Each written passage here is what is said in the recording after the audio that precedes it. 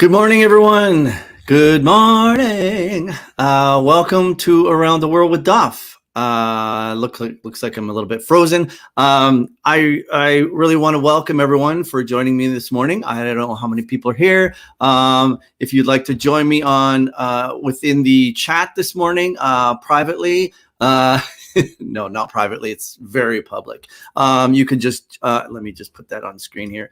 You can go to StreamYard, WPYNVKVWQZ, and I'd love to talk to you and your situation and find out what your situation is during all of this craziness. It is Thursday. It's 11 a.m. here in Toronto. It's a little bit cloudy and gloomy. It's been that way for quite a few days.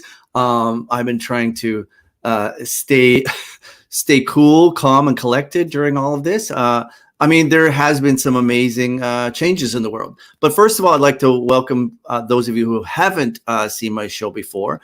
Around the World with Duff is something I started at the beginning of COVID. And I decided that I was going to continue that all through to find out what people's situations were on the ground and what was happening in their lives. Sorry, just have to clean that. And it turned out to be quite a journey. I've done 26 episodes now, I guess it's been. And I've talked to people all over the globe. It's been so enlightening. I hope that you'll check out the other episodes on YouTube, the past episodes, because some of them are just really incredible and informative. If you're looking to find out what's happening in other countries on the ground with no media bias, which has been a problem with a lot of shows. You know, you never know who's telling the truth and who's not, and what the facts are, and blah blah blah. But you know, don't get me wrong. I am very much against this whole fake news thing, because I think genuinely people are trying to bring people the facts. And after seeing what happened during the insurrection, it was horrible to see some of those journalists treated like shit, and their gear being vandalized and trashed, and journalists being pushed. I mean, I've watched hours and hours of that footage. Anyway, we'll get to that a little bit later. Hi, Karen. So this show, basically I focused on talking to people in other countries like Dubai, the Grand Cayman Islands, Sweden, Thailand, Japan, all over the US. Hopefully some of my friends will join me today from the US. If not, that's okay. But I'd love to know what's happening for people in the US and how they're feeling about all of this right now, Republicans and I was going to say Dominicans, Republicans and Democrats. And also things are getting quite spicy in Canada as well. So it's never boring, is it? That's why this show is quite interesting. And Karen, who's joining me here, I'd love to, actually, if Karen, if you want to come on and give me your take on what's happening in the UK, because that's also been quite spicy lately too. So feel free to join me on screen and we can have a chat. That's what this is all about, chatting with people. I stopped sort of booking guests on here because I found it really stressful. I would start a show and then people didn't understand the time change differences. So if I've actually had guests on and then they didn't quite understand that, 1 p.m. my time is completely different than their time in Malaysia or whatever. So that was an issue. That's the thing when I'm not paying people to be on this show, and it's just me doing all of the booking and everything. So that was it's challenging doing that. Anyway, there's lots going on in the world. I always like to do a COVID update, but actually it's getting so out of hand that I start usually with showing a map of what's happening in all around the globe, and what's going on with people in each country in terms of COVID. But it's really out of hand, and I wouldn't even know where to start, because the numbers are just jumping. There's really no point in posting anything about COVID now, because we all know it's completely whacked out, and everything's gone out of the off the Richter scale. So here in Canada, though, I can tell you that actually in Ontario, we've got about 3,000 cases per day now. Sometimes the rates of testing are about 70,000 per day, but that fluctuates. So you got to kind of watch the fluctuation of the of who's being tested, and that's always interesting to me to see the death rate. And I've always said on this show that the death rate is what really worries me when that starts to go up, and that's pretty much starting to go up here in Ontario. We've had quite a few explosions, not explosions, but we've had quite a few outbreaks in our long-term care homes. Although yesterday there was an outbreak at a postal outlet, one of the larger postal outlets. Like a lot of people, I think it was 100 and some, were tested positive. So then, of course, you think, oh, that person is coming to my door and delivering my mail and my packages. So we just always have to be extra vigilant when it comes to, handling that kind of stuff. And they have cracked down here in Ontario in terms of box stores and fining people for not adhering to the rules. But again, they weren't looking at large factories or large warehouses for the postal service. So I've gone out in my city quite a bit and researched what's happening in different areas, and it's not consistent. I've walked by restaurants that that do takeout, and they're saying that a lot, that we need to support local, and we need to, these restaurants are all going under. So I was like, okay, I'm completely for that. We get tired of cooking for ourselves, so it's nice to actually order in some nights. But then I walk by certain restaurants along in my area and a little bit south, and the staff aren't wearing any masks. Like the manager's not wearing a mask, and the chef or cook. There was a pizza place by me that I walked by in the summer, and actually went in and got a pizza, and I noticed that the guy, I think the older gentleman that was making the pizzas, wasn't wearing a mask, and I can't believe that after all we've been through, that he wouldn't wear a mask under lockdown. So I reported him. I think the number to call is 311 or 211. I can't remember what it was, but and they took down the information. I don't know if a bylaw officer went in or not. I walked by again the next week. Guy's not wearing a mask. So then apparently he had some health issues. So why is he making the pizzas if he's got health issues and it's during a pandemic? So then I reported him again, because I just said, you know what? There are so many people that order from this place, and it's always busy.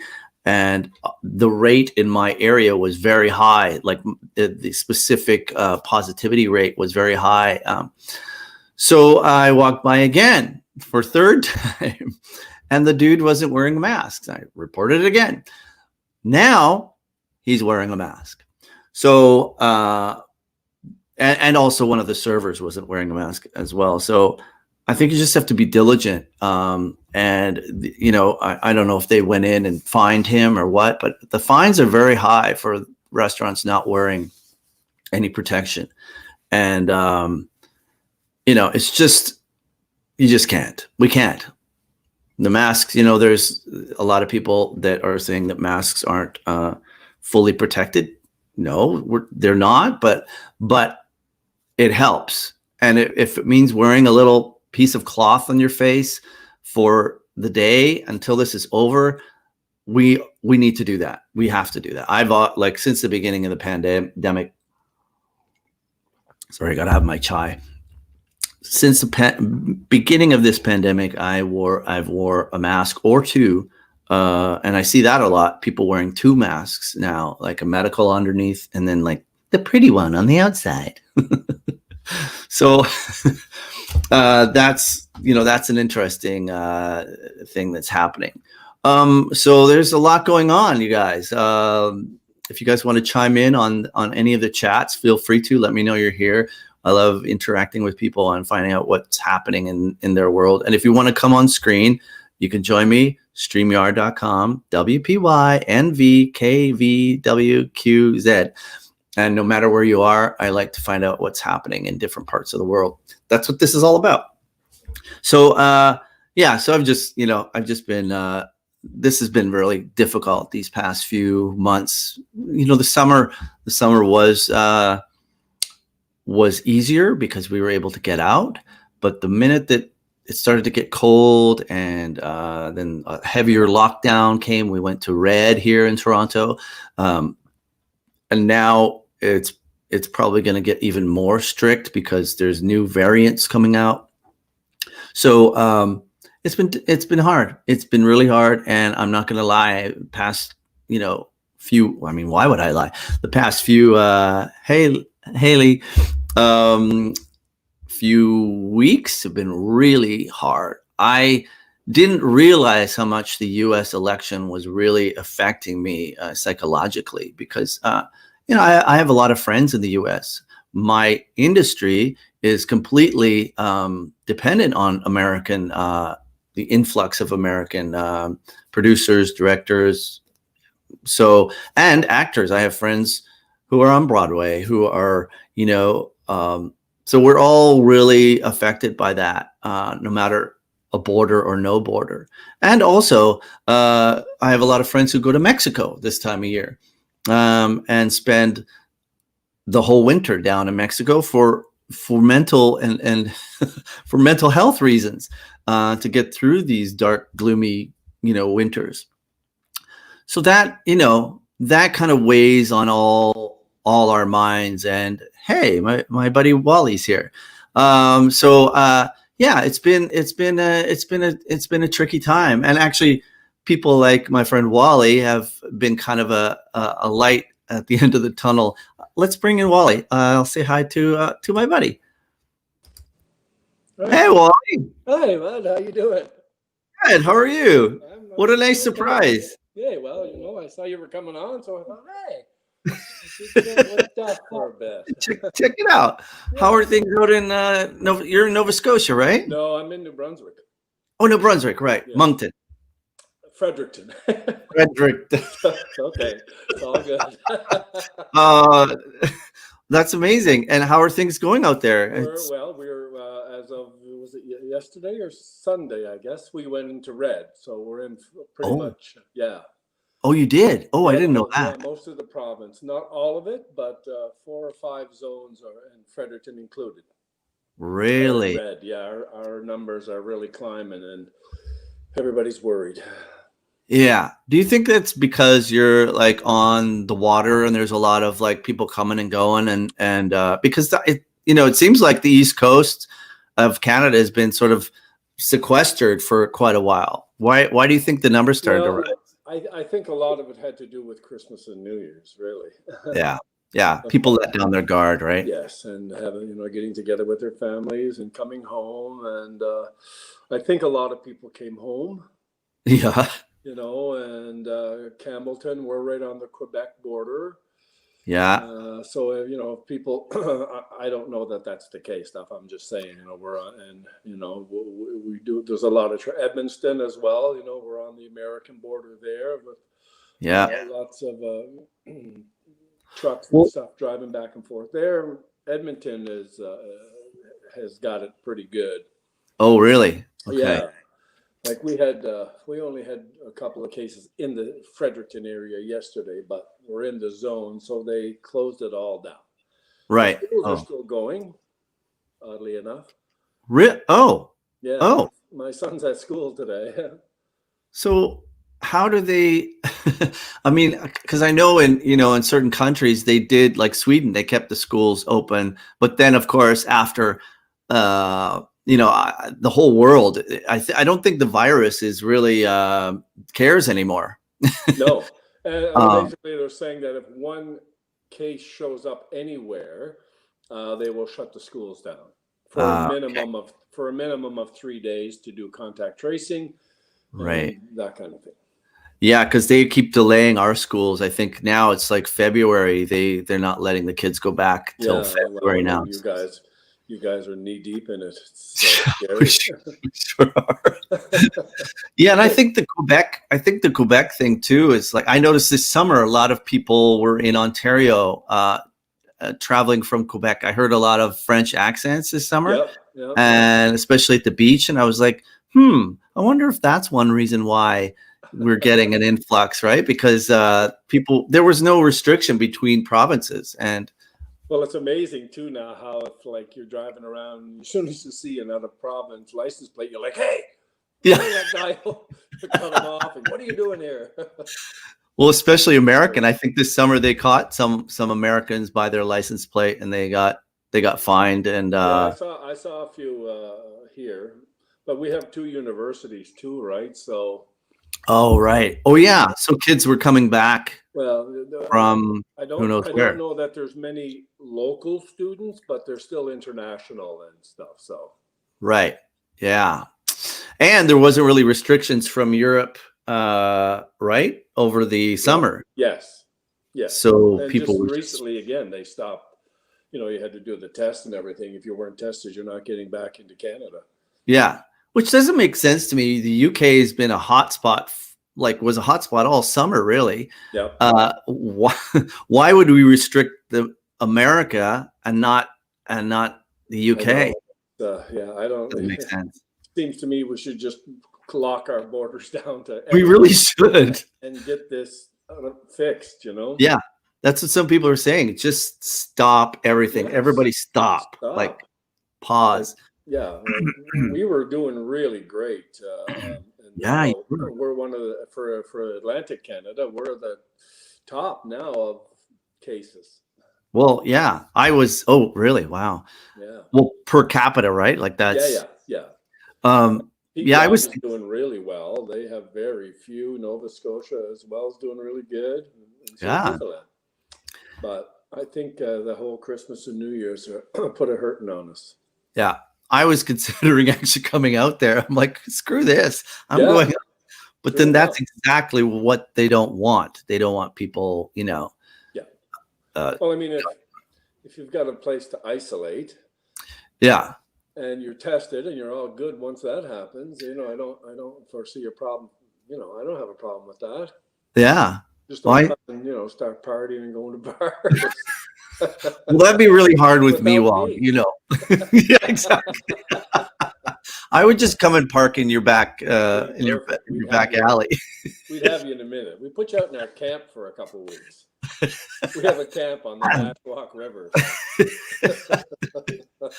So for those of you watching, Wally and I were in a show called Camp at Neptune Theater in the what was it called? The Eastern Front Theater. Eastern Front, yeah. Which is the sort of like studio beside Neptune, and Wally played a very scary Nazi. The whole show is about Nazi concentration camps and basically about homosexuals entertaining the Nazis to stay alive, right? Crazy. And I didn't play a gay man. I don't know how that happened. I don't know. Odd. But you were brilliant. You were so brilliant. Thank you. That was a tough role to play. Yeah, exactly. And it's so bizarre because being in the dressing room with you guys and you guys putting on your striped pajamas and getting your faces all cut and bloodied, and I'm dressing in full Nazi SS regalia. Yeah, bizarre. It's terrifying, right? That's and those that kind of stuff sticks with you. Like that kind of gets under your skin when you're Oh doing man, that. I it took remember. me a little while to shake that. It really Did did. it? Yeah. Yeah, just that whole feeling. I remember how you and I used to I used to pass you every night before we, you'd be in your spot because the first scene was me and you, the big one. Yeah. And Wow. not a pretty scene No, either. not good. As I said, would tell people like whenever I came on stage, nothing good would happen. Right. Yeah, exactly. Wow. Bit of a different journey. Yeah, I did so. But I just got I got a note yesterday, which is kind of inspiring to audition this summer for the Watermark Theater in Prince Edward Island. Oh, great. Yeah, it's all up in the air still, So but it's coming summer. That's awesome. yes. So Great. it's for the gin game. Ah, nice. Yeah, That's yeah, good. little older than I am, but makeup. Yeah, exactly. Well, yeah. I mean, when I did Les Mis in '89, I was playing. I played this character called Monsieur Fauchelevent, who is the old guy that gets caught underneath the runaway cart. Oh yeah, And right. I mean, I was 20 years old, and the makeup girl came to me and she's like, "Don't worry, I'll give you a long, scraggy wig." And I mean, that's our job, is to like, Of course, yes. that's what we do. Like, That's exactly right, indeed. And but I can, he's the guy's 75.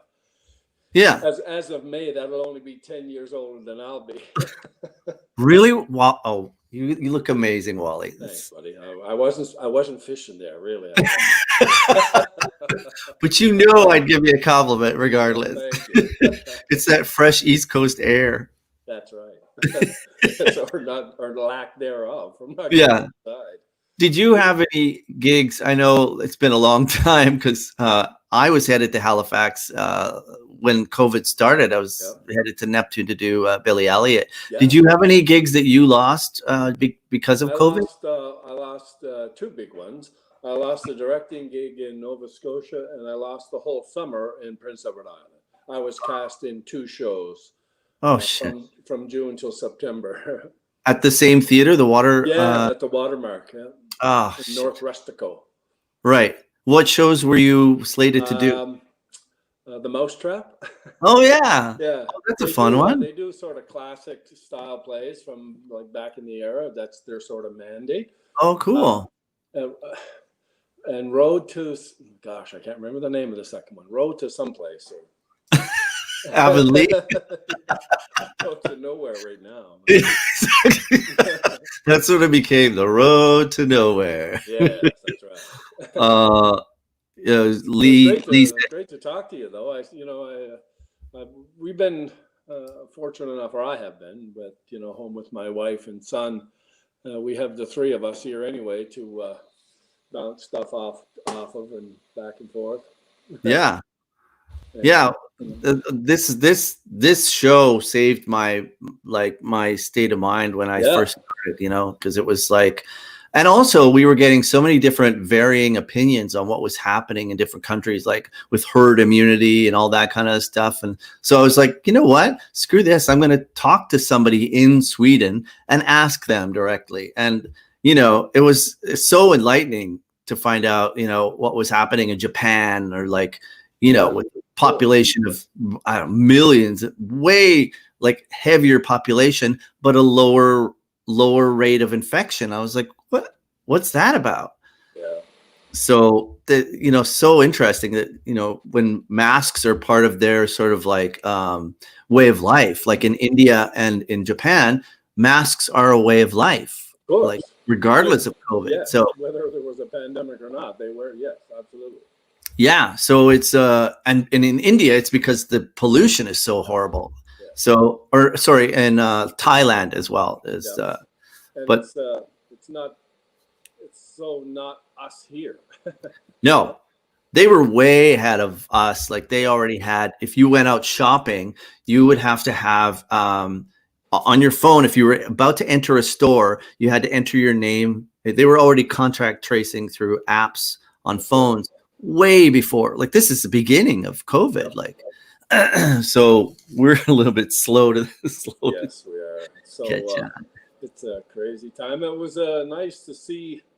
I watched all the the events in the States there yesterday. Yeah, how do you feel about all that? Calm and the speaking of love and help and Yeah. to hear that again. This I was just gonna show. Let me just show here. This Yeah. young woman, Amanda Yeah. Gorman. Yep. Holy shit! Wow. Like she might as well have been running for president. I know. Like wow. Yeah, she was on Anderson Cooper later on. Was she? And he was totally flabbergasted by her. Yeah. Yeah, he really was. She stole the show, really. Like 22 years old too. Very, and it's our day Maya Angelou kind of thing. Yeah, right. Yeah. Apparently she took some quotes from like Abe Lincoln's and she took little pieces and sort of mashed them all up into that poem, like little snippets of different people's inspirations. And I think it's really important too that that a person of color, I think that actually is what's happening, and that's what sort of prompted the whole insurrection. I think that 2 years or 8 years of Obama, and then they see Kamala come in, and and then there's, I think, the white insurgents, the white supremacists and nationalists. I think that really started to get under people's skin. I don't know if it had anything. And then that crazy man just lit the fuse. Yeah. And off you go. Pressing all the buttons, right? Yeah. And I was so glad that really there wasn't a lot of coverage of the dude leaving yesterday. Like, I'm not saying his name because I know he's gone now. Yeah, but it was great that I was hoping there wasn't a news coverage for him. Exactly. Not a camera there. And actually, it's good. I was trying to imagine what in his head what it would have been like for him to sit amongst all those people at the inauguration. Oh my goodness. And he probably was like, you know what, I can't deal with that. Like that's he couldn't have showed his face there. No, he's a child. He's just it would have been way too uncomfortable for him to sit there, and it's all good. Get rid of him. But so what do you think? Congratulations on your show too, by the way. Oh, thanks. I've yet to see it. I mean, I've seen snippets of you when you do the ads for it. But how's that going? Good. Actually, I was really pleasantly surprised to like sell over 100 tickets, like at full price. Like the reason I had like $5.99 per episode, because I was like, well, maybe some people can't afford like $22 for 5 episodes. By the way, this is the Duff Show. If anyone is watching, I have a comedy series called The Duff Show. And so I was fully expecting people to just buy 1 episode, and then people were buying all 5 because I had a special price. So I was like, wow. And I made a good decision to release it at Christmas, because that's when I thought people would be home. They want to, they're sitting around with their family and maybe they want to laugh, and things were a bit heavy then. So it went really well. I'm really happy with how. It, right? No, actually, I shot all 5 episodes. Oh, okay. And released all of them at once, because I was gonna space them out. But I just decided, you know what? People can have the choice if they want to buy all 5, kind of like, you would go on Netflix and you can have the ability to binge the whole season of something, or you can just go one by one. But I decided to just do it all in one. Oh, I thought you were doing it as an ongoing thing. No, well, I'm good. I think I'm going to continue to do it. Like I'll do a 2nd season, but Wally, it was a lot of work. A lot of work. It was like, because I literally did everything with my friend Don. Yes. So he was directing me from Nashville and remotely, and so we just had a lot of issues with that. Like, to have someone do that every day and to sit there while you're working out your bits, and it was really time consuming. Wow. So I kind of took the reins after a while, because to edit the whole thing and then to add music and sound effects and uh, and special effects, and it was a lot. Yeah, no, it looked pretty professional. So that's great. It looked great from what I saw.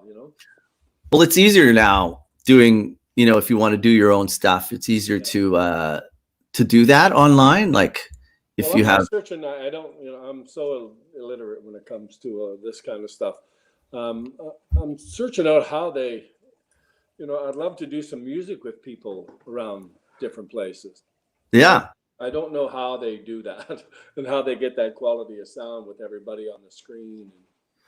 Well, you know what I did, Wally, and I like my last album, I made a decision to remotely use other musicians because I Right. couldn't afford a studio.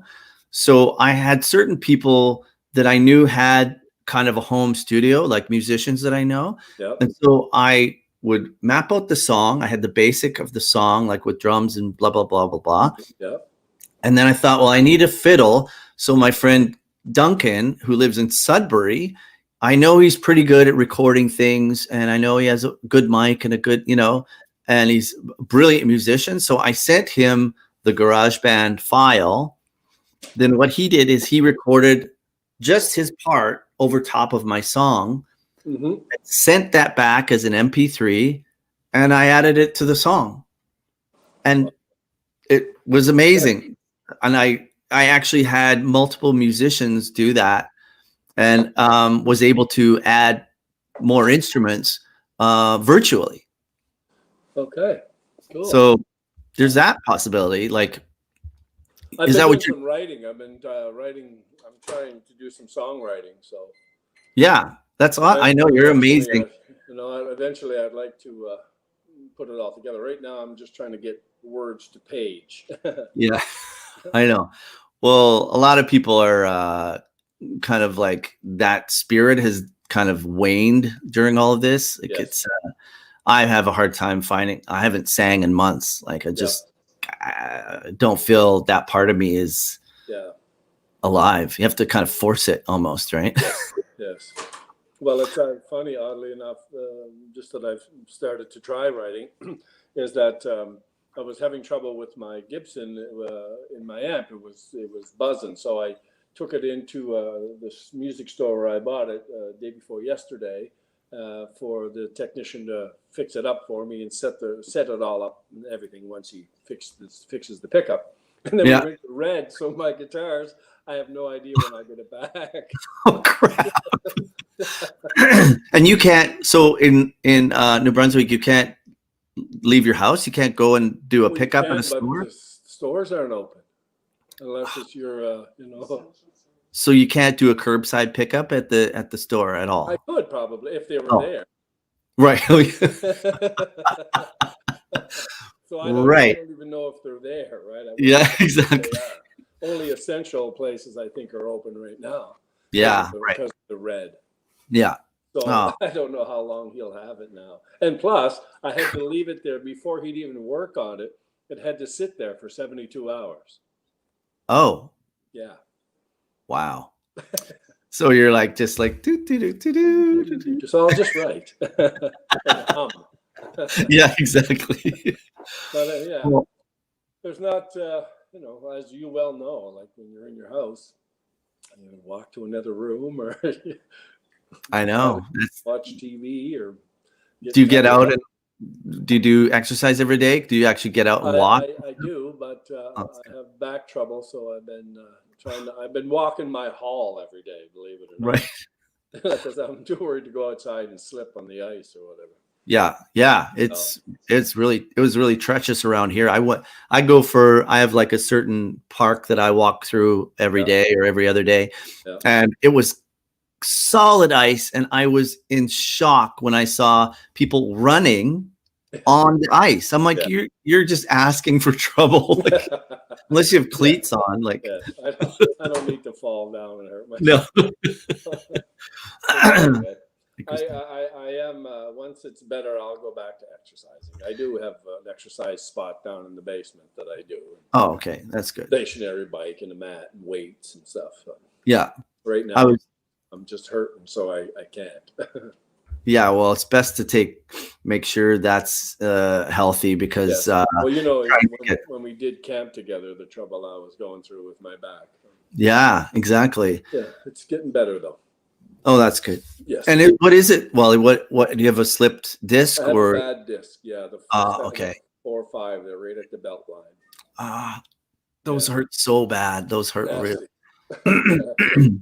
I had that too this summer. I think it was this summer, and I basically did yoga like every day, all day, Yeah. and stretched it out. Like I eventually stretched it out of my.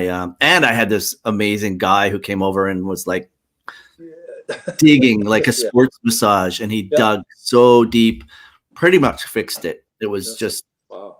Nice. locked. It was swollen and sort of like locked. Yeah. Yeah. So I've been dealing with this for quite a while now. Oh, okay. But it is getting better. Well, that's good. That's good. Yeah. Yeah, resting it is probably the best thing, and stretching too. Like, Yeah. And once it's sort of the healing is better, then I'll be able to go back to it. Yeah. I have been, and it went south on me again. So. Right. Well, take care of yourself out there on the East Coast, and I hope I get to see you when we come out again. I think Billy Elliot's happening again. I'm not sure, so we'll see. Fingers crossed, that we get back to something this summer. That the theaters will open, some sort of back to work. It's incredible. I'm missing it so bad. It's crazy. Yeah. So it was nice to get that little note yesterday of like, would you like to read for this role? I'm like, yes. Yeah. Well, that's awesome, Wally. I wish you luck on that. And great to see you. Great to talk to you. You too. Keep playing your music. Yeah, man. When I get my guitar back. Exactly. You should just mime like Air Bandit. All right, Duff. All the best. All right. Thanks for joining me and chatting. I'll see you this summer, hopefully. All right, bud. Okay. Cheers. Bye. That is Wally. I love that guy. Such a great guy, great musician, great actor, incredible actor. Played one of the Nazi soldiers in camp out at Neptune, and heavy role. I've got somebody here, 608 Sweater. I don't know who that is, but hey, that's what this is all about. I guess I'll bring whoever 608 Sweater is. It's like a Christmas gift. Hello? Hello? Hello? Anybody there? I don't know who that is. You have to turn your camera on, whoever you are. Turn your camera on. Okay, I don't know what that's. Okay. Oh, what is happening? Hello?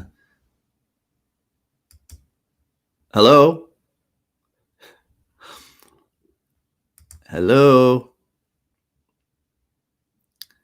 You have to unmute yourself, whoever you are.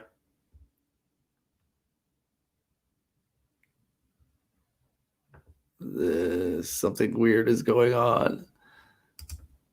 Hello? What? Oh. Why can't I see their screen? This is strange. Okay. What? Oh my God, that.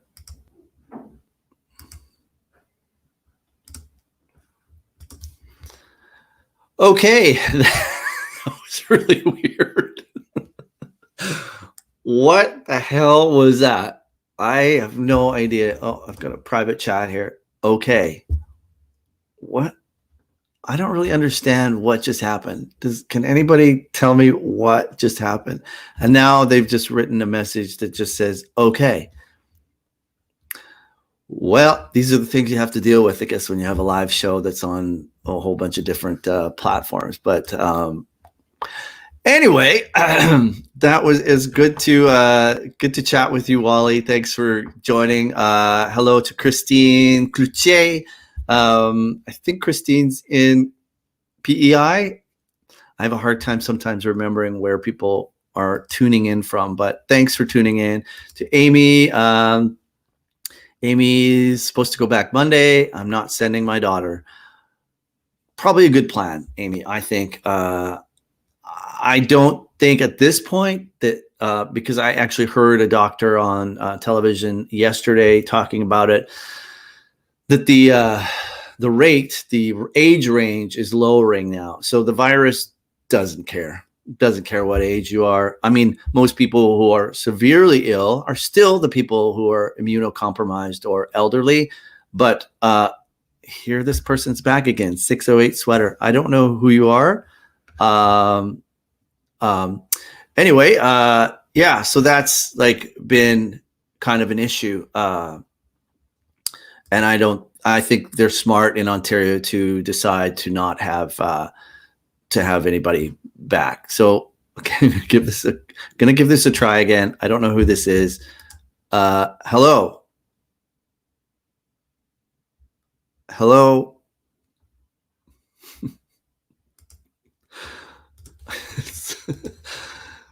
Whoever it is doesn't know how to unmute themselves, and so please stop trying to get on the show, because I don't know who you are, first of all, and I don't know why you keep wanting to join. So at least send a message so I know.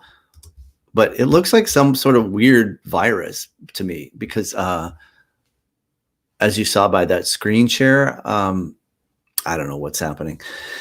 Anyway, so lost my train of thought. But oh yeah, school system. So I don't think that they have secured the school situation for children. Anyway, I don't think the funding is fully realized, and I don't think that. I just think it's like anything else. Regardless, those kids are with their parents. Who knows if their parents are sequestering or parents are being safe? Who knows where the parents are working?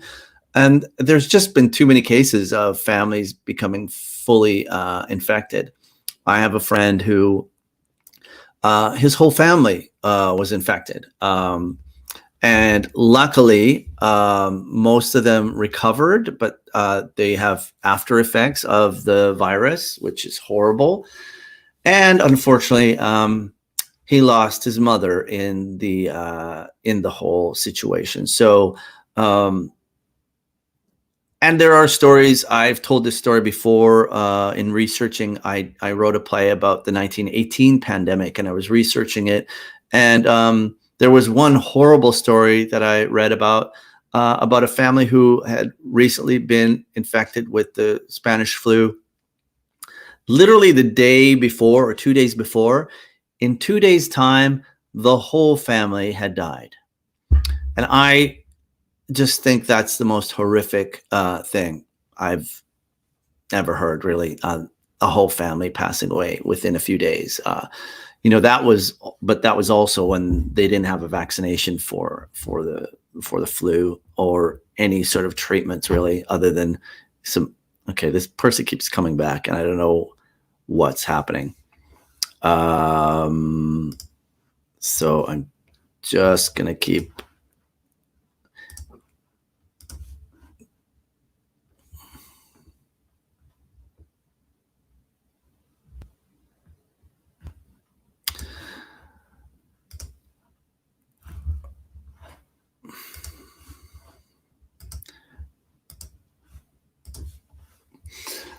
So yeah, so we're having issues with this 608. I don't know what's happening.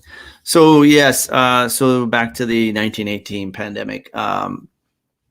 Yeah, that has always been an issue. In 1918, if you had Spanish flu, they pasted a notice on your door that said, this person, this place has been infected with the Spanish flu, and be aware. And they also find people. Oh, Keisha's here. They also find people for being out in the street, $50. And in 1918, $50 was a lot of money. So they weren't screwing around then. And I don't think we should be screwing around now. I'm going to bring in my next guest, my unknown guest. It's Keisha Witt, a good friend of mine. Hi, Keisha. What's going on? I'm so glad you came. Yeah, Happy New Year, friend. Yeah, right. Happy New Year. Let's start at the beginning. Happy New Year. Goodness. My goodness. Like the last time I talked to you, we were in the throes of Black Lives Matter. I mean, we've always been in the throes of Black Lives Matter, but that was a like incredible emotional time for you. And I know you were, that was a heavy time, right? Heavy time, which I'd love to tell you that it brought out some creativity for me to kind of express my feelings. Oh, good. Going on, and that is why I've been advertising that new song that I'll be the single for next week. Choose. I see that. Yes. And so are you releasing that? Can you just tell everyone about it? How it all came to be? Okay, so here's the story. Okay. I'm so excited to see you, by the way. I love you. I love you. So what happened was the pandemic was crazy. It was nuts.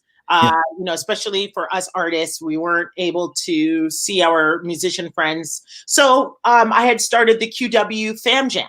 So QW stands for my name, Keisha Witt. So QW Fam Jam. So we would get together when we were allowed to. Yeah. And we would be, safe, distance apart, and we would play. Now, the first time we played, let me tell you, next day, you called everybody. You're like, Joe, so what'd you do yesterday after we played for like 6 hours? Everyone was like, oh man, I was in bed.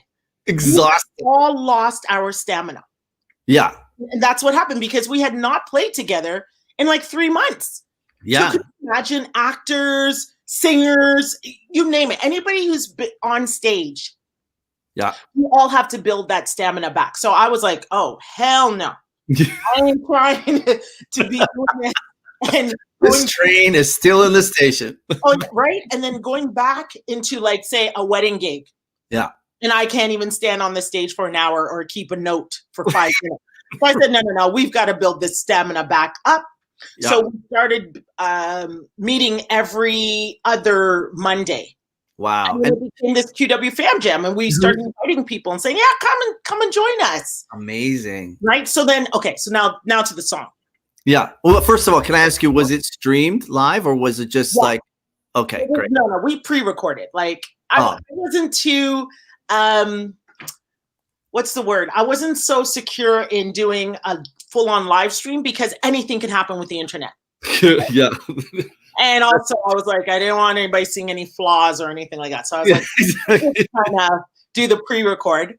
Yeah. And so we did that, and we put it on Facebook. And then, of course, Facebook started to put parameters around what music you can play and stuff, which is ridiculous. Yeah. And so we had to move it over to YouTube. So our last one we did was on, I think, was November 5th. November 5th. No. The following week, the week after, 10, November 12th. November 12th. I was just going to say 12th. November 12th. So November 12th, and it's on the QW Productions YouTube page and also Facebook. So anyhow, in between that time, between August into September, I was like, guys, I feel like let's write some music. Yeah. So it was just us in a room, masks on. Yeah. And things were just coming up. So the song Black Shoes, all of us walked into the room wearing black shoes. So I was like laughing about it and stuff. That's amazing. Then it turned into something political. So people walked into the room wearing black shoes, and that was your inspiration for that was my inspiration. I was everybody's wearing black shoes. That's amazing. Dress code, what's going on? Black shoes. Shoes, right? So, but then after, like I said, there's something here. We were just playing a groove. It was kind of like an Erykah Badu, Jill Scott vibe. Badu. Very, very soulful. And I'm sitting there and I'm just singing, like doing some ad libs and whatever. And then we recorded it, of course. Yeah. And then I started coming up with lyrics, and we went into a political. Oh wow! Like with this song, Nina Simone angle. Yeah, we went this way. So, Black Shoes is about the politicians, the government officials, the authorities who have pretty much gotten elected by us. Yeah.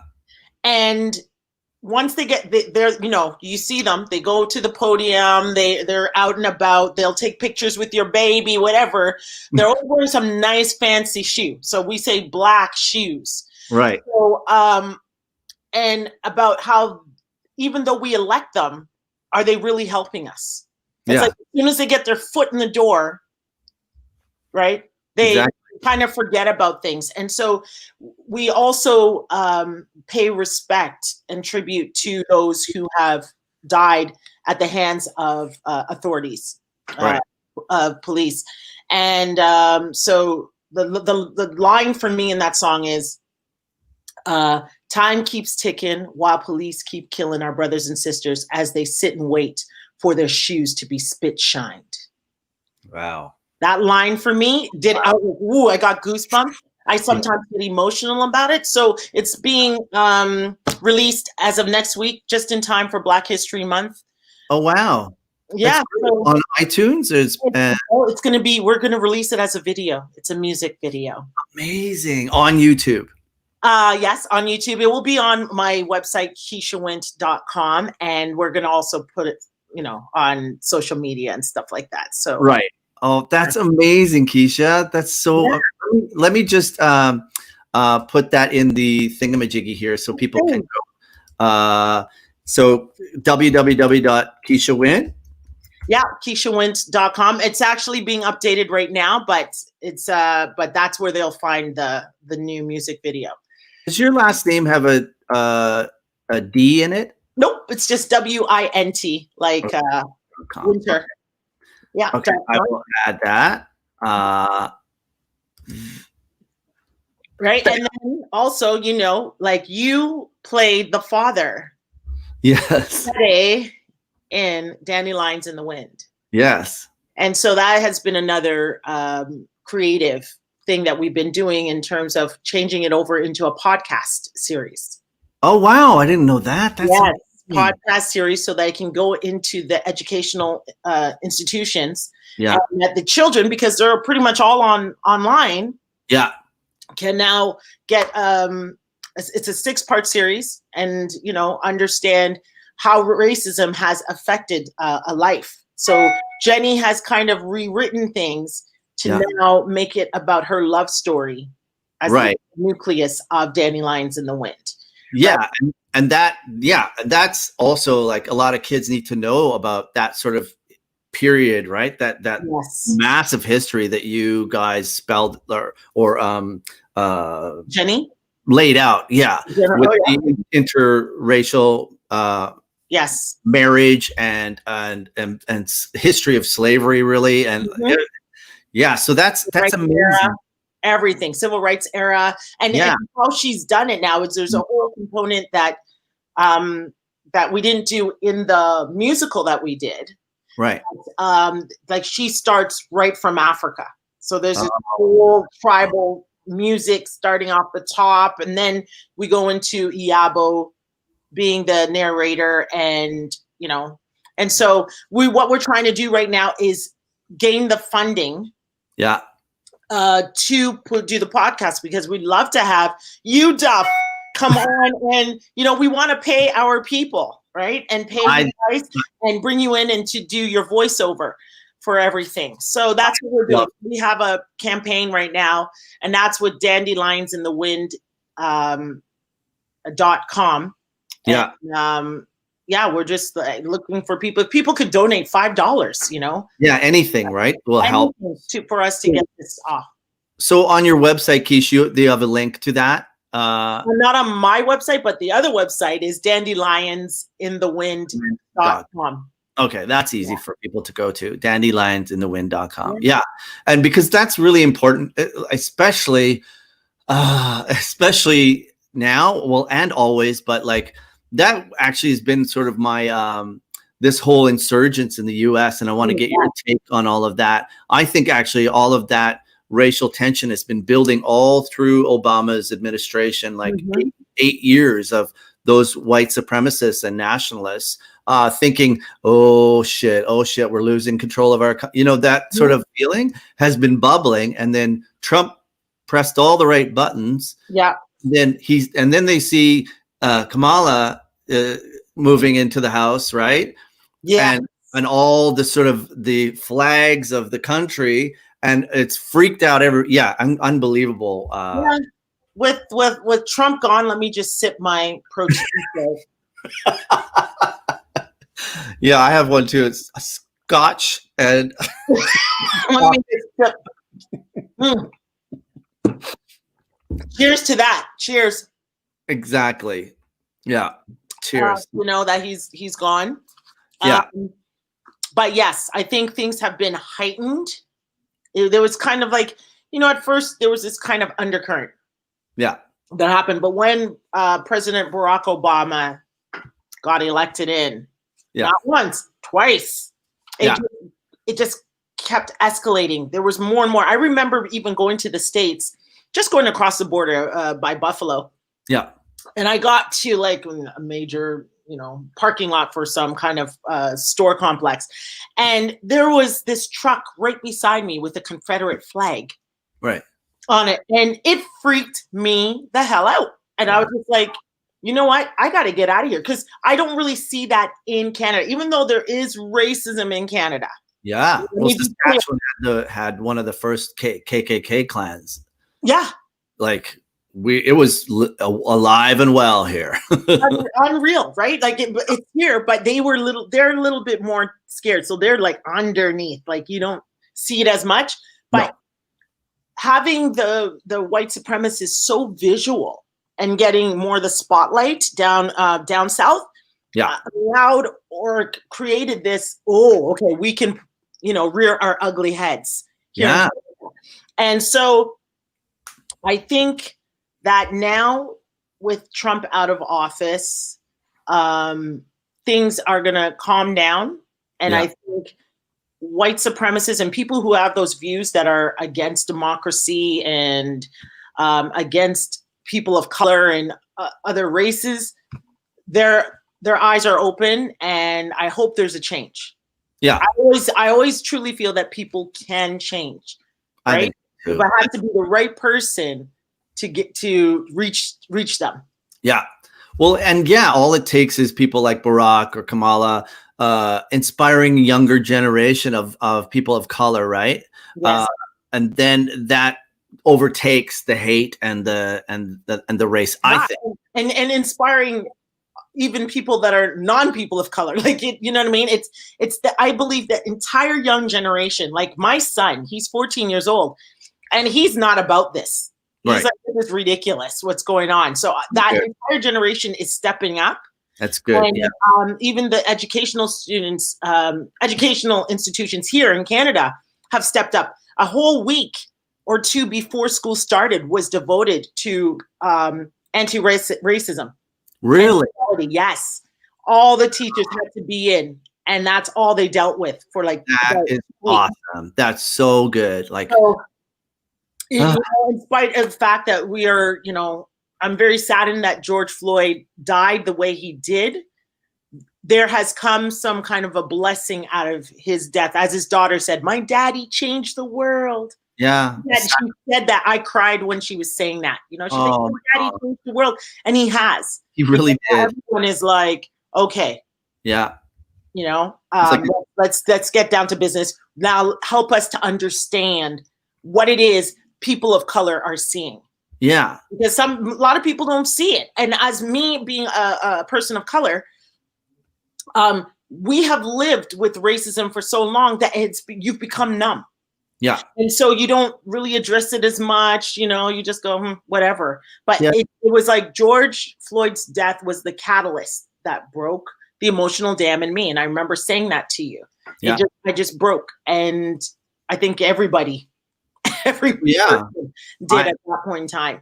Completely. I had a friend, I think I told you, and I interviewed her on this show too. And she was sitting in her living room in LA contemplating, as the riots were happening outside. And she's like, I have to do something. I got to get out there. And she became the leader of a whole movement and was leading people with a megaphone. She went from sitting on her couch doing nothing to being this and she went across the country to like Portland and all across, like leading all these people. And I'm getting chills just thinking about it. That's incredible. It's incredible. From couch to now with megaphone and all across the, United States. We all have a purpose, Duff. Yeah. We all have a purpose, right? We were not born just to sit on our couch. No. Right? No. We're not. And that's one reason why I love this show and talking to you and leading this sort of charge of like, I have to keep checking my white privilege, right? The other day I was starting to feel like down about myself and I was like, I was on TikTok and I heard this black woman saying, "Oh, you guys are you're hurting the election," and then she showed a picture of dirty running water at a native reserve. I'm like, "Do you have running water? Do you have water that you can drink right out of your tap? Then shut up." Like, You know what, Duff? You're right. And even for myself, I've got to, check myself about my privilege as well. I'm not white. Right, no. But I have privilege, and and our brothers and sisters, our indigenous brothers and sisters, they've been suffering for way too long. Way too long. And so it, even though, yes, the topic is of BLM, Black Lives Matter movement, all that's happening right now. We got to really help our indigenous brothers and sisters, and step up to the plate. And it's the same in the U.S. too. I mean, that's one reason why Biden has stopped the pipeline. Is that it was right over all of those lands, into I can't remember the term for the people of that area. I thought basically indigenous people. Yeah, and it's a far-reaching goal that he's thinking about climate and about climate change. It's not about the poor people of Alberta who've lost 1,000 jobs. Well, I'm sorry, but there's a bigger long-term picture going on here, and you guys don't see that. Like, he has a vision. Yeah. Akish, what did you think? I saw some footage. I saw a lot of footage of the riots, of the insurrection. And there was a moment where they were all chanting, "I can't breathe." And I was so confused by that as they were plowing down some of the police officers. And I wanted to get your take on that. Where do you think that was rooted in? Was that about the police being systemic? I can't even say it. Systemic? Yeah, systemic racism. But it was all white people that were chanting that as they were rioting. I didn't get that. So what I believe, and of course, I'm not in their heads, thank God, but I believe that to be them trying to say that they feel suppressed by the authorities for not being able to say that, the election was stolen and be able to do what they need to do. So they feel that their white privilege has some way, somehow been taken from them. So they're fighting back to gain that back, plus be superior over everyone else. So that's what they were using. I can't breathe in that manner, but also I feel like it was a mock as well. Right. A mock towards the Black Lives Matter movement. Right. And that just shows you who they truly are. Yeah. Right. Yeah. They're equating their sorrow and their loss to the Black lives. And correct. So, paraphrase Maya Angelou, great, one of the greatest poet of our century, said, when someone shows you who they are, believe them. Yeah. Right. And so they definitely showed their true colors that day. And let me tell you, that insurrection that took place, as every Black person knows, that if it was Black Lives Matter that did that, there would have been a lot of dead bodies. Oh, yeah. Oh, yeah. And there would have been, the National Guard would have been there from the get-go, right? Oh, yes. If they had gotten, if some sort of like person was protesting down the street and it just happened to be Black Lives Matter and they were moving towards the Capitol, that shit would have been like, that idiot went across to the church and he was shooting tear gas and bullets, right? Like, and the weapons. Yeah. Carrying. Yeah. Like, what was it? what's it called? The ties. It's the the zip ties. Yeah. They had that. Like, so. And a noose. They put up a platform. They put up a noose. Yeah. They were out. I think a lot of us, like for myself, I just shook my head. I was like, these people are not well. No. And like you said, they created their own horror movie, really. Like you guys voted in this idiot and you created this horror that you're now living. What's funny is that they were complaining about the government, but they voted in that government that they're complaining about. Yeah, I know. Like what? And you're now going to kill all of your government officials? Like, I know, they went into the Senate. You see all the senators running for cover. I was like, wow. I'm like I rarely watch the news. Yeah, tell you that much, because I find it just so depressing. It's really depressing. I got caught up in it. Yeah, I just go I go to my parents' house, or when I'd go, CNN is on constantly. I'm sitting there going, oh my gosh, guys, can we just turn it on and watch something else? I prefer to watch Treehouse or something, Yeah. It only takes so much of it. It's you can only take so much of it. And for me, my psyche, it was killing me mentally, everything. And I was just like, let me just go live my life. Let me go, pray, meditate, do my exercising, go for walks and stuff. And then if I see something, I go, oh, that's what happened? Okay. Yeah. But that insurrection was like a wow moment, as, okay, United States, you're showing your true colors now. Oh, yeah. No one can ever tell me that racism does not exist. It had nothing to do with an election. It was racism. Nothing. Clear and plain racism, right? Blatant racism. And which is why they were fucking stomping all over the police and chanting, you're fuckers, you're traitors, like blah, blah, blah. It all has to do with racism. It's wasn't an officer was killed. Yes. Okay, so that alone is the death penalty down there. Right. You killed an officer. Yeah. They beat the crap.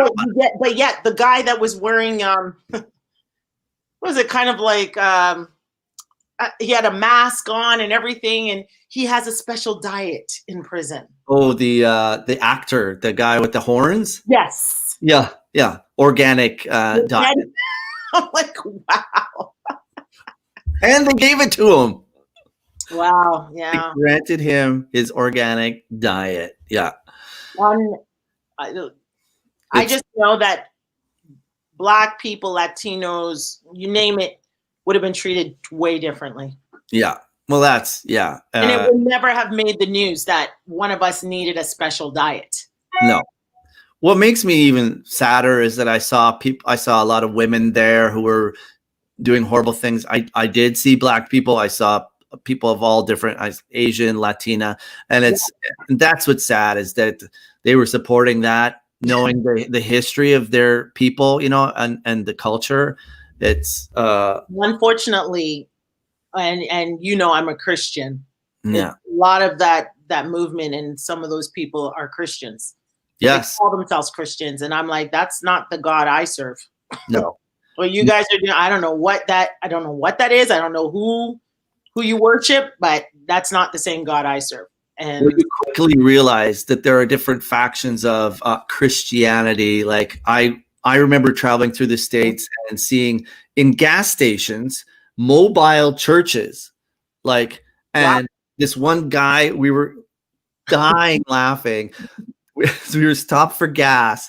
We look over and there's this guy with a huge wooden cross with a wheel on it, traveling across the parking lot and asking for money. Like, can you spare $5 for Jesus? Spare $5. I'm like, what is happening? What? Wow. And people will do the most down there. Yeah. They're not in the right head. No. And the evangelical thing is a whole other thing too, right? Yeah. It's sad. It's unfortunate. Yeah. Hey, what did you watch the inauguration, Keish? I did. Okay, so what about this young lady? Oh, I just got goosebumps looking at her. First of all, gorgeous. I know. Okay. First of all, love the color blocking. Yes. Look at the red head bandana. She knew what she was doing. With the blue and the red stairs. Like, it was perfect. Okay. Yeah. She's just funny. Absolutely perfect. Yeah. She is 20. What made me upset, though? Why? I was watching it through Global News. Yeah. And the anchors of Global News, at the minute she got to the podium, they started talking. No. And they talked the entire time over her presentation. So I was like, I'm looking at, and I was watching it on my laptop. So I'm like, what the hell is this? That is so totally disrespectful. And then, so I had to watch it on social media, like people have posted it. And then that's when I separately actually heard what she had said. But I was like mortified. I'm like, come on. That's strange. Because she's 22 years old. Yeah. If you go back to Global News and listen to their broadcast of it, they totally were talking over this young lady. I can't even believe they would do that. I think I want to write a letter, an email to Global News saying, like, why would you do that? Yeah.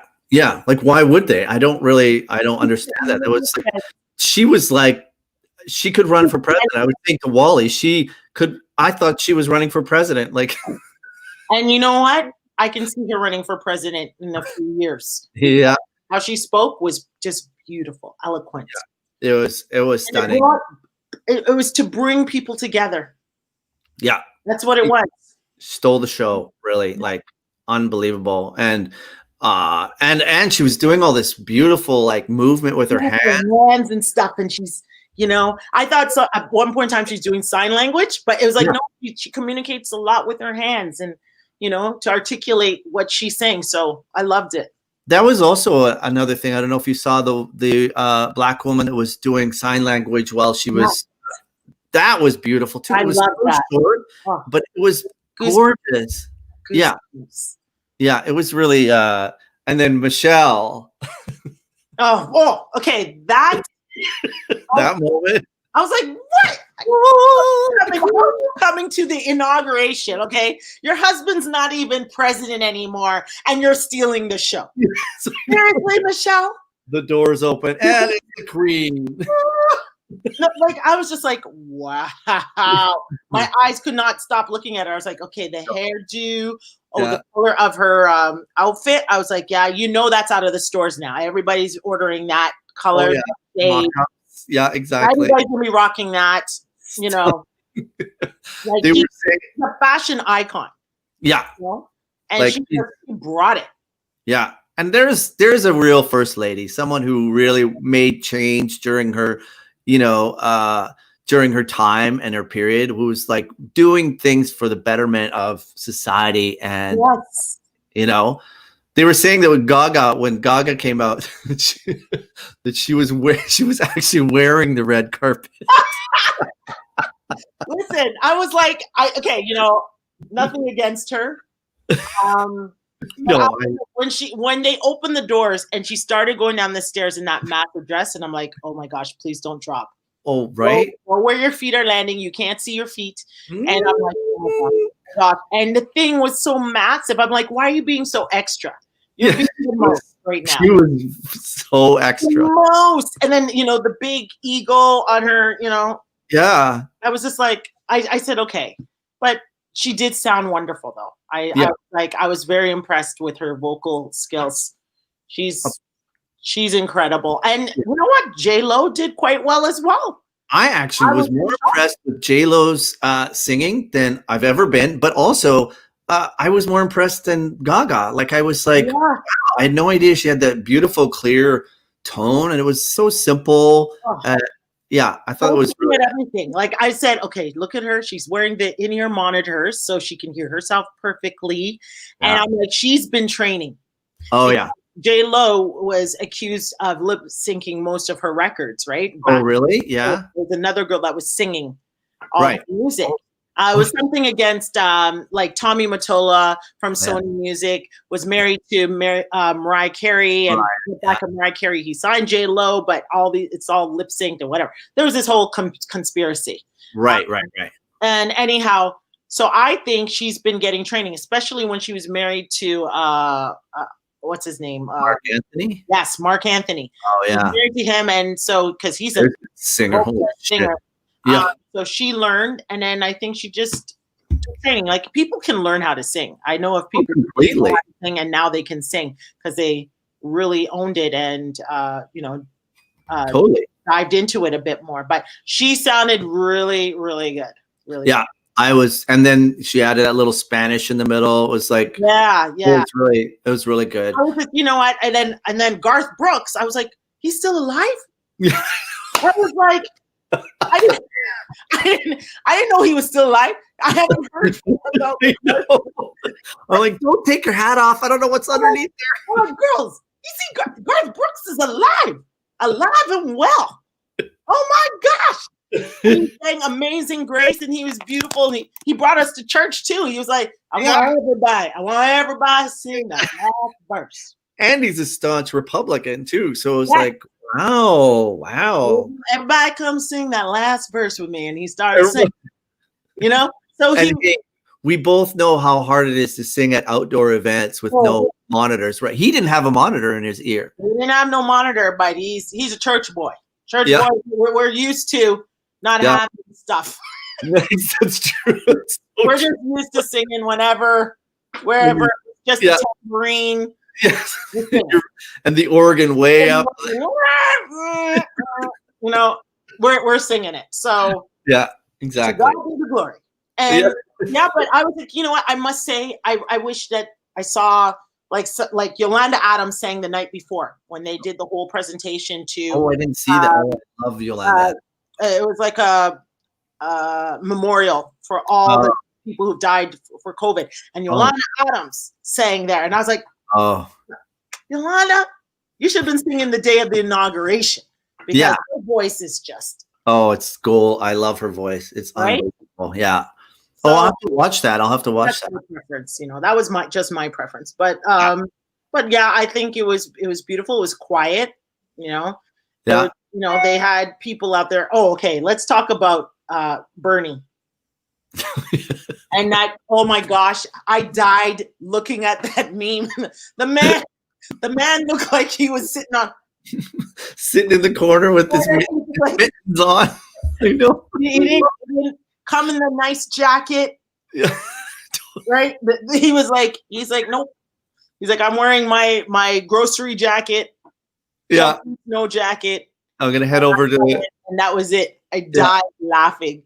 Gotta get groceries out. Everybody leave Bernie alone. Yeah. He's old enough that he can do whatever the heck he wants. Exactly. Oh yeah.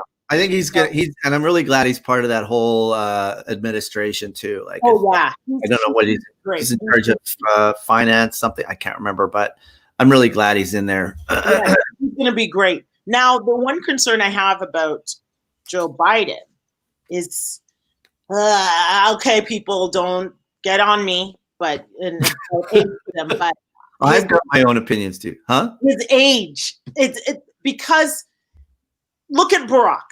When Barack got into office, that man was like black hair. Everything. Oh yeah. When he got out of office in 8 years, the man was gray up.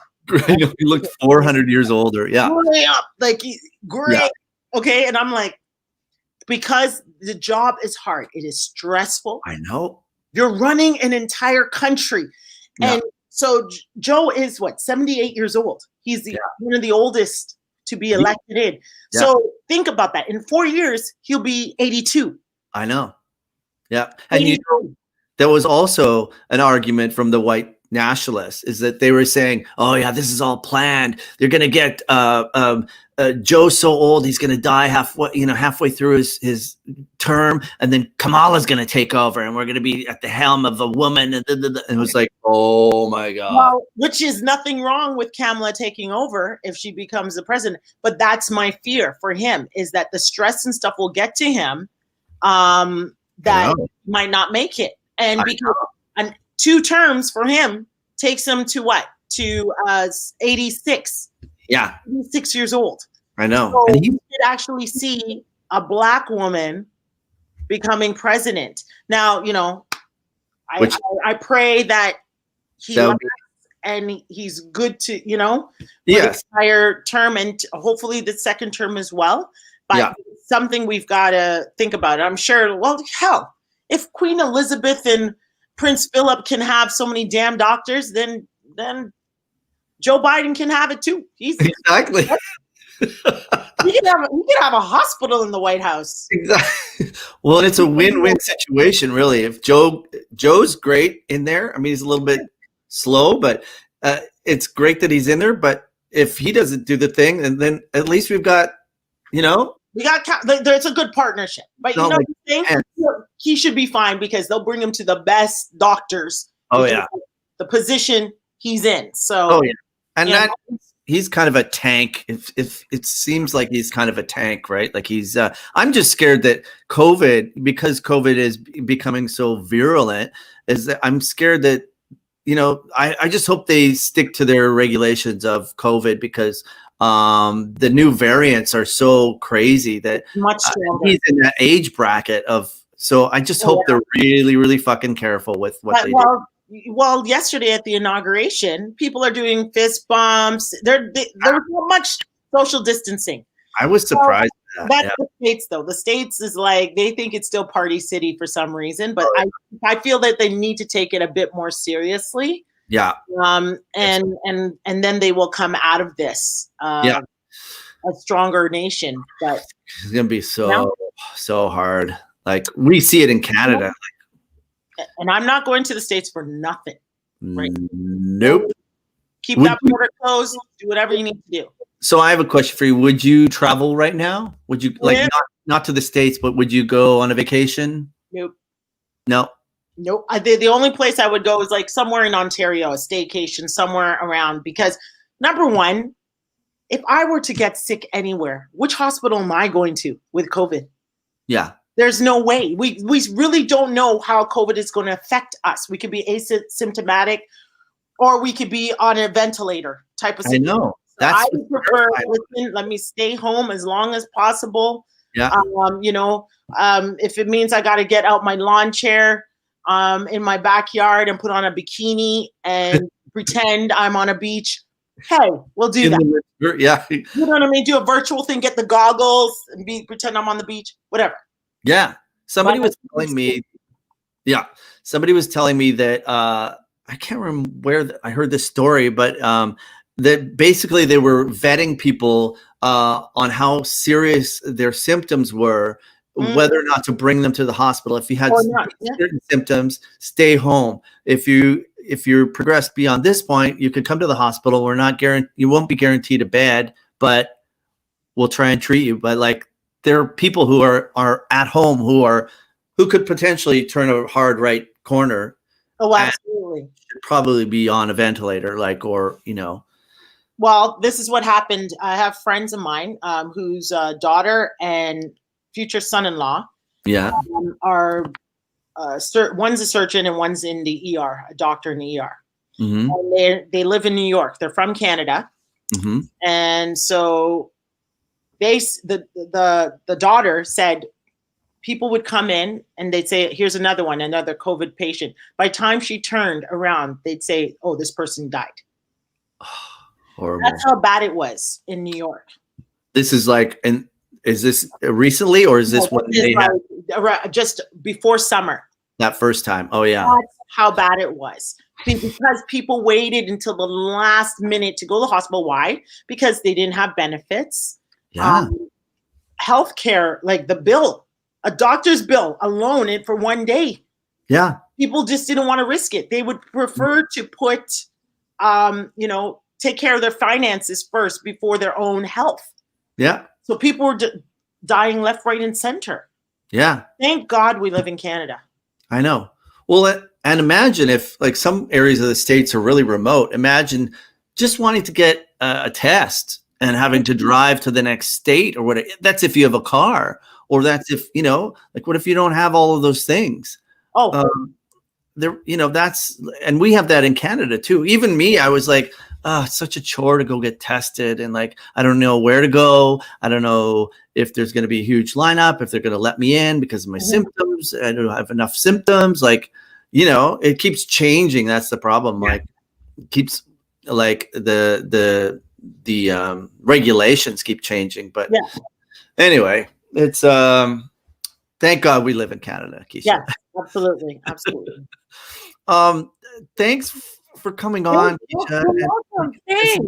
Such an awesome surprise, and people need to go to Keisha Wint and listen to your song. When is your song coming out? On Wednesday, January 27th. Yes. Okay. So January 27th, and then that's going to be on. Did you say you? At KeishaWint.com, and it will be on YouTube, every social media platform, Facebook. Awesome. Everywhere. So everyone go and click and subscribe to Keisha Wint. She's amazing, incredible singer and human being, and I love you so much. Thank you. You, Duff. Mwah. You totally made my day. Thank you for coming on. You're so sweet. And I'll see you soon. Let me know if you need anything. Literally anything. Yeah. Okay, sweetheart. Bye. Bye. Mwah. Oh, one of the most amazing people I know, Keisha Wint, and was also, has gone through a lot during all of this. And I love her so much. She's out there making a difference and being creative, which I think is a really important thing during these times, using that sort of frustration, I guess it is, and heightened emotion and channeling and funneling it through into creative projects and making a difference and getting your voice heard, which is what my show is all about here, is getting it out, talking with other people, and relating. Connection is really important if you're dealing with any sort of depression. And I will go back to my previous references on my show. I always, my friend Tim Guimond, who's a psych doctor in Toronto, recommended this site for people who are dealing with depression or any issue. Actually, let me just so go to KeishaWint.com and check out Keish. But I want to put this up. ementalhealth.ca is a great resource. Resource? Is it resource or resource? For people dealing with mental health during this period and a lot of other issues. It's sort of a portal to getting help and talking to people. And so I highly recommend you visit ementalhealth.ca. Okay. Also, as Keish and I were talking a lot about white privilege and just privilege in general. The other day I was having sort of like a poor me moment and, having this sort of like feeling that every day I have nothing to get up for, which is a sign of like, oh boy, going into that downward spiral, right? But today I woke up and I'm like, you know what? I'm going to just put it out there. I'm going to get online and talk to people. And it's really helped me today to talk to everyone, to talk to Wally out east and find out his situation, what's happening out there.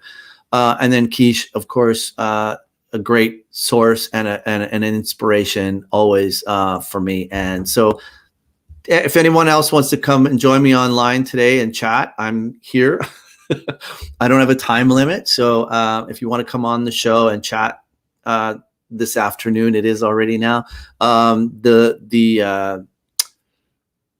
Let me just put it up here. The link is StreamYard WPY NVK.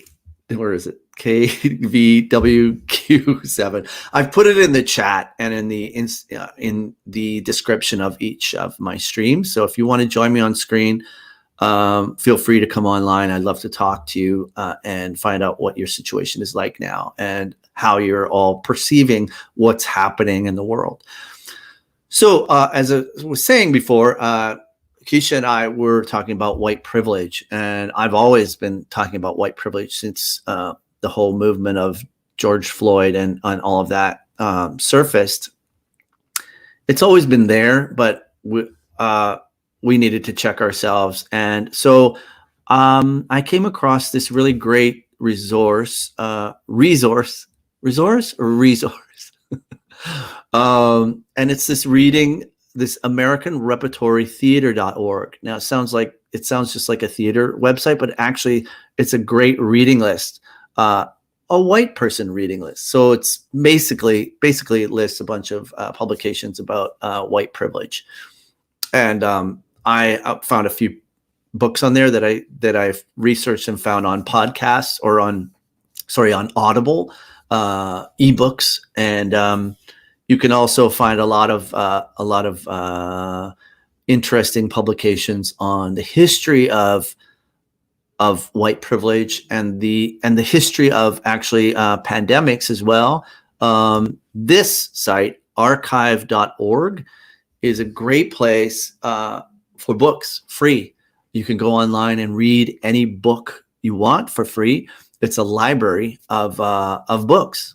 So it's actually great for kids also if you're researching for papers and for writing. And just for history, I've found a lot of interesting publications on there. So I really recommend archive.org if you are looking for some reading material for free. So yeah, those are my two sort of resources for people who are in need. So yeah, if anyone else wants to join me, I appreciate your comments or questions. Zach has written, the Eastern Atlantic bubble opening was what crippled. Yeah, so that's, now, I don't know if I understand that. The Eastern Atlantic bubble opening was what crippled your momentum. Yeah, so the minute the Eastern provinces, the maritime provinces opened up, that is what stopped everything. And I think that's where, with this virus, things, people start to become too sure that everything's better and back to normal. But that's not possible when you have travel between provinces, between countries still happening. It's impossible. And that's the mistake we made in Ontario. We got too high on our horse. We thought everything was fine. We opened up all our restaurants. Everyone was inside and we're eating without masks on. And it crippled our momentum, which is what Lee is saying. So that's true, I believe. We have to sequester our regions, and we're having that problem in Ontario and in Toronto. Actually, if you close down we were doing it by region, and I don't know if we still are or not, but it's not possible. When you close all the restaurants in Toronto, people are just going to go to Mississauga or to different other regions to eat. So I did that this summer. Things were closed down in certain areas in Toronto. So I went camping and I went to Orangeville and all the restaurants were open there. And I was actually in shock because I was like, what? This doesn't make sense. And it really doesn't. If you're going to kill this, if you're going to kill the spread, it has to be province to province, region to region, all locked and shut down, which is what Keisha and I were saying. If we're going to make this happen, like, let's just restart, press the restart button. We kind of did it when COVID first surfaced. We stopped everything. And I think that helped. But then we got too, like I said, too high on our horse, and then everything got out of control, and now it's completely out of control. I mean, why were people flying from the UK, one of the hottest spots? You can easily fly from India, which is another hot spot, to the UK and into Canada. Bam. So, yeah. Amy said, my daughter's teacher announced that class is back on Monday. And, so Amy, are you going to allow your daughter to, you said you're not going to allow her. So now I have to choose between my concerns or mental health. Yeah, that's a huge conundrum for people, right? What do you do when your kid wants to go back and for mental health reasons and socialize with their friends? But I think right now we just have to protect our families and our well-being. There's just too many variants happening. I know the kids want to go back to school, but I really don't think it's a good thing. I really think that kids should be staying home. I mean, school is one of the dirtiest places, I think. I mean, I remember the classes I were in. Kids don't. And I also was teaching a daycare or helping out at a daycare this summer. I was very scared to go and do it, but we had some good protocols. But, you know, the kids were outside. You can't watch them 24/7. And some of them had their masks on. We'd have to yell at them, put your mask on. And, you know, and you don't know what they're doing. Whatever. There's just too many variables. There's too many options, too many places where kids, you can't watch them and they're taking their masks off. They don't have the history like we do. Like, I've been in the hospital with serious illness, and once you've been there, once you know that A and B has got me to C, kids don't have that. They don't, a kid will put their hand on a stovetop and will only know that they're getting burnt when they feel the burn. So yeah, that's what I'm saying. I feel like Don Lemon right now. Just look right into the camera and like, so what are we going to do, folks? Keep your kids at home. I love Don Lemon. So I would say, Amy, and I would say, although it's hard and I know it's difficult for parents, I would keep your kid home myself. But it's also tricky because the government isn't helping. I heard on the news that that the switch from virtual to in class is not as easy as Ford, Premier Ford, just ordering it. There are a lot of things that have to be adjusted. I don't know what those things are because I don't have kids in school and I'm not a teacher, but I'm sure it's logistically probably a nightmare trying to switch between the two, virtual to.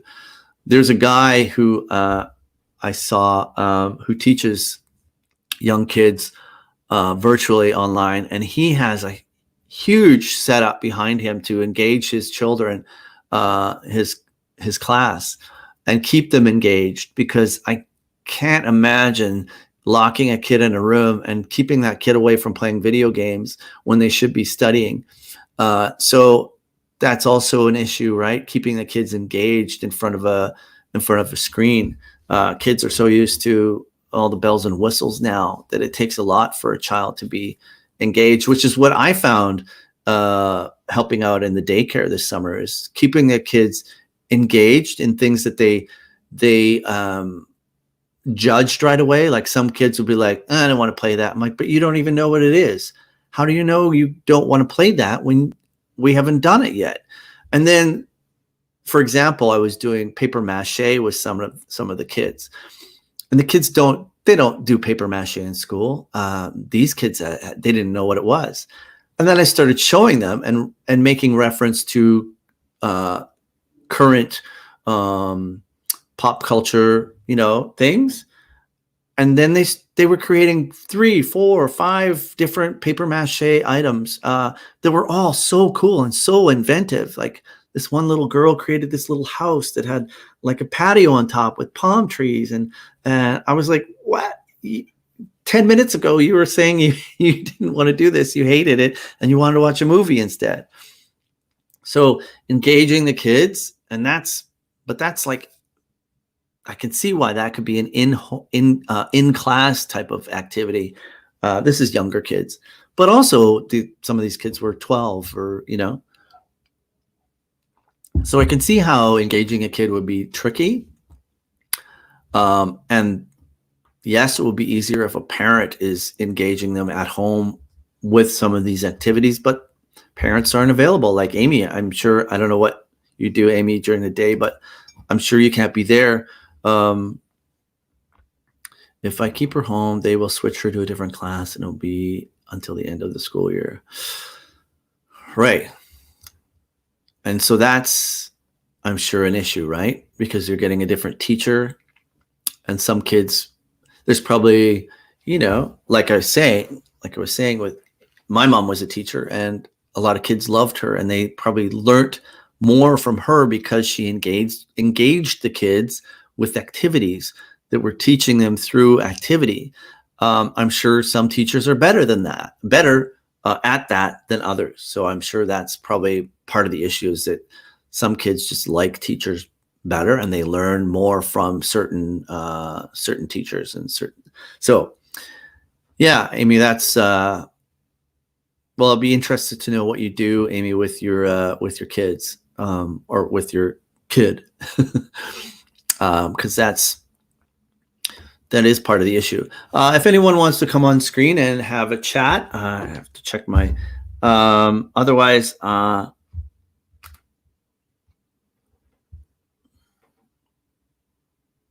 just looking here. Feel free to come online and have a chat. I love hearing people's comments and what's happening in their life. So if you want to come on screen and chat with me, the StreamYard WPYNVKVWQ7 is there if you want to join me and have a chat about what's happening in your life right now. I really appreciate it. Amy said, I also have a 4-year-old, so constantly being available to help my older daughter with school. Right. Yeah. And some parents also are working from home, right? So they have their own online class or whatever they're doing. Like a lot of people are encouraged to work from home right now. If you have an office job, they're encouraged to work from home because we're in lockdown red. So that's also happening, right? So imagine the parent having to deal with their own business online, and who knows what the living situation of each parent is. Is it a small apartment? Is it a house? Are the kids making noise while you are, doing your business, keeping your business alive, and working in home? And then have a 4-year-old or a dog or a cat, and they like have to go walk the dog, and a small child is needing to be fed. I mean, it's mind-boggling, and a lot of my friends are at their limit with trying to deal with everything. The best thing is to get your kid out. Now, what's the solution? That's the question. What is the solution? I don't think there is one, unless there's people who are educators who are willing to, I don't know, it maybe invite someone into your bubble. Maybe there needs to be educators who are tested daily, or a live-in bubble person, a live-in educator. I don't know. It's so tricky. Might be easier if we had rapid testing, and that educator could come into your home, and depending on the situation, right? If your situation is dire, if you have kids, if you have your own business, maybe that's a branch or some sort of thing that we need to establish, is a group of workers or educators who are willing to come and help families out and be willing to be a part of that bubble, like a live-in nanny almost. But then again, we're dealing with financial situation, right? Oh boy, it's really, there's a lot going on. I mean, I would love to help. I love kids. I'd love to help anyone out in their home with their kids if they needed someone to sort of like guide them through the online learning. But yeah, music is easier. A lot of us teach or coach online. That's an easier thing. If you have someone who's in the arts and their online learning is, teaching piano every day, or voice, or acting even, is easier to manage rather than, small children, online learning. Anyway, I'm rambling now. I really appreciate Keisha Wint for coming on today. Let me just put up her website. She's releasing a new song. I think she said the 27th or the 29th. Go to her website, KeishaWint.com. And amazing woman, incredible talent. You've heard her voice actually probably on radio and TV. She's a beautiful singer. And she's also was talking about Dandelions in the Wind, which was a musical about an interracial marriage in the 60s that I was a part of at Daniel Spectrum Theater. And that's still going in the form of podcast, I guess, as an online learning podcast. So proud of her and Jenny, who actually was, the story was about her life. So go and check that out. It's called dandelionsinthewind.com. Exactly like it sounds, all lowercasing. I'm getting tired. My voice is getting tired. I'm going to have to start talking like Don Lemon, just staring into the camera. So go and check out that. You can subscribe to me, Duff McDonald, on YouTube. I have 20 some episodes of this show on YouTube, and I've interviewed people from all over the globe. Japan, India, Sweden, Dubai, Montenegro, you name it. And so check out some of the episodes. They're really, really interesting. And you'll learn a bit. You'll be educated in taking that in. So go subscribe to me on YouTube.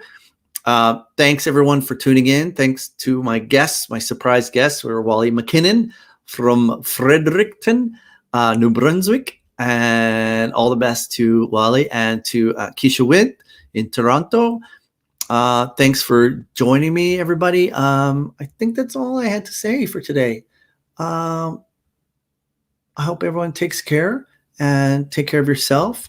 Take care of each other. Socially distant. And be safe out there. Be kind to each other. And yeah. Thanks, everybody. Have a great day, a great week. Keep positive, keep your head above the water, and stay healthy. Take your gut medicine, your probiotics for your stomach. Take your vitamin D, your vitamin C, and eat really good food. Keep your greens up. Do some yoga. Keep breathing. And keep connected with everybody, kind of like this. Okay. Have a great day, everybody. Thanks for joining me. See you next time on Around the World with Duff. Okay, cheers, everybody.